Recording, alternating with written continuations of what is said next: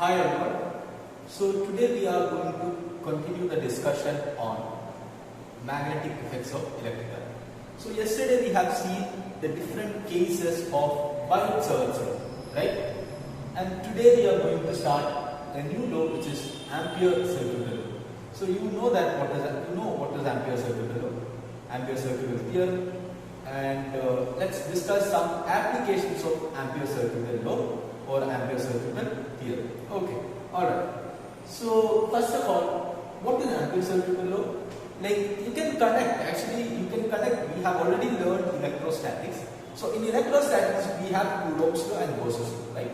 In similar to that, in magnetism we have Biot-Savart law and Ampere-Circular law. So like that you can connect, right? So look at this. What is the equation? The equation, it seems that the integral B dot dl, surface integral E dot dl is equal to mu 0 I enclosed. Mu 0 I enclosed. It is almost similar to Gauss's law, right? Yes, where there is we have been discussing about Q enclosed. Here it is I enclosed. Okay. So again, so look at the scenario, this case.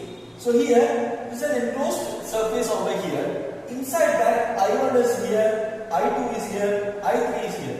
So those who do not know, what does this mean? So this is into the paper. The direction is into the paper because we can't draw it here, right? So this is into the paper or inwards. Or what about this? This is outwards. It's coming like this. Alright. So in this case, what will be integral B dot dl? Integral B dot dl is equal to mu 0. Here look at this. This is I1. So I1 plus I2. I2. The direction is reversed. So it is minus I3. And then when there is no currents over here, look at this. I4 is passing along the surface. But we would not consider that. Why? Because it is not enclosed. It is apparently not enclosed.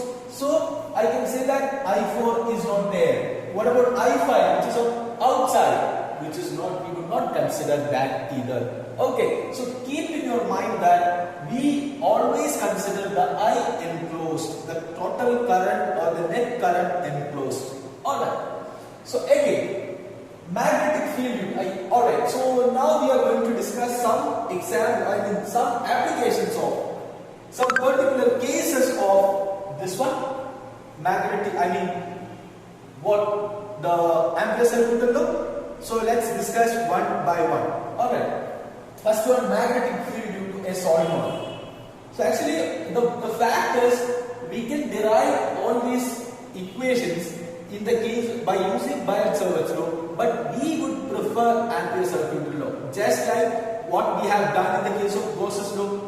Like we could have done all those things by using Coulomb's law, but we have preferred that the Gauss's law because of it's pretty easy to do the problems. Alright.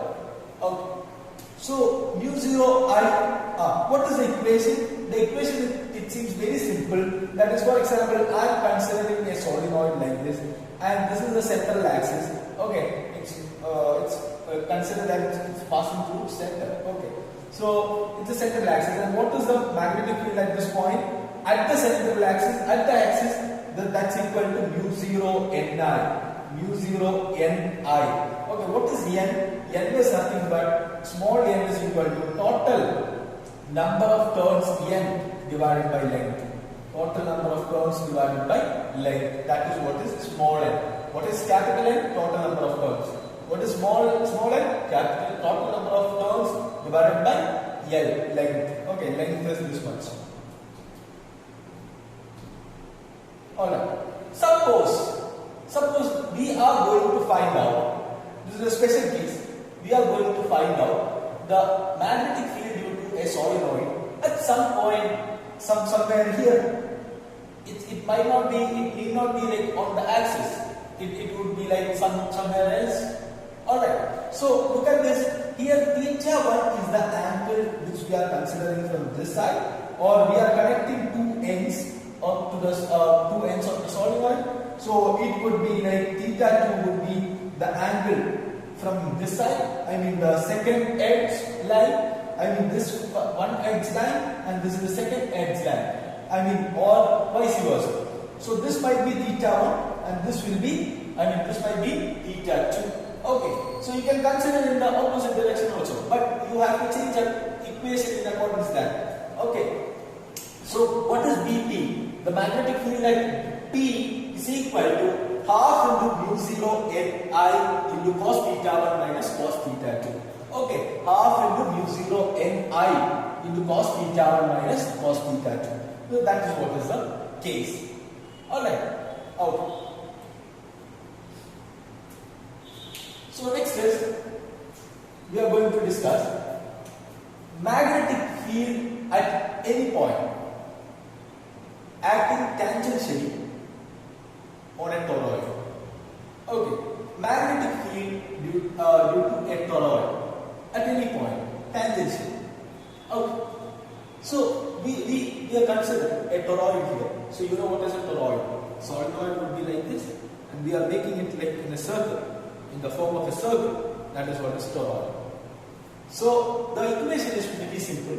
So the total length of this toroid will be 2 pi r. Okay, total length means this one, 2 pi into r. So B is equal to mu 0 Ni divided by 2 pi r. So look at this. Here we have done mu 0 small n. What was that small n?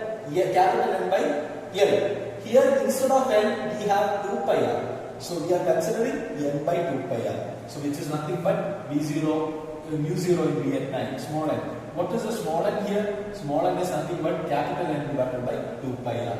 Instead of length, linear length, we are considering the circumference of the circle. Okay. Next, magnetic force between two current carrying conductors. So I would like to do this thing, or I'm going to hide this. Okay. So you have to solve it yourself. Why? Because I have yesterday in the last video I have told you how to solve magnetic force between two current carrying conductors. You can consider other conductor as the source of magnetic field. The one conductor is the like where there is the force is acting. So you can do like that. So do it yourself. Pause the video and do it yourself. Okay, I think you have got a chance to solve this problem, and the equation is very easy.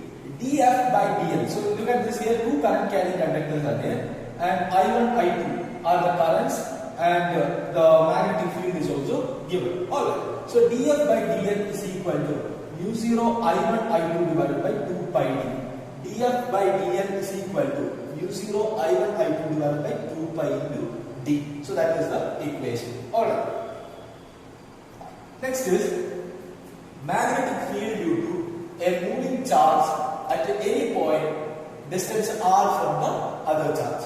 So what is the equation? The equation is very simple. You have to keep in your mind, that is mu 0 qv sin theta by 4 pi r square. Or in the vector format, you know that, look at this, here v is there, q is not a vector, sin theta is not a vector, mu 0 is not a vector. Only V is the vector. So in that case, do you remember what we have done in the case of Biot-Savart's law, right? So we have to do that. So Q into V cross R, the direction is in the direction of V cross R divided by 4 pi R cube.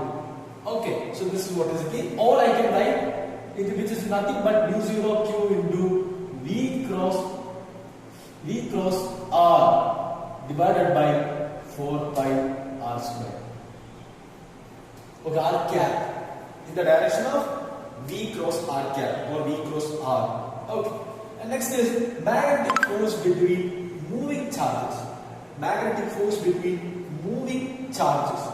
F moving charges, or F is equal to, F magnetic is equal to mu 0 q1 q2 v1 v2 divided by 4 pi r square. It's very easy to remember. Mu 0 by 4 pi q1 q2 v1 v2 by r square. So which is, we are not going to write these equations. So it is like we have the time constraint, right? So which is given that Q1 is moving with V1, Q2 is moving with V2, and the distance between them is R. Then it is nothing but mu0 Q1 Q2 V1 V2 divided by 4 pi R square. Alright, and some of the things we have to discuss in the further. There are some shortcuts and we will discuss that in the coming videos. Alright.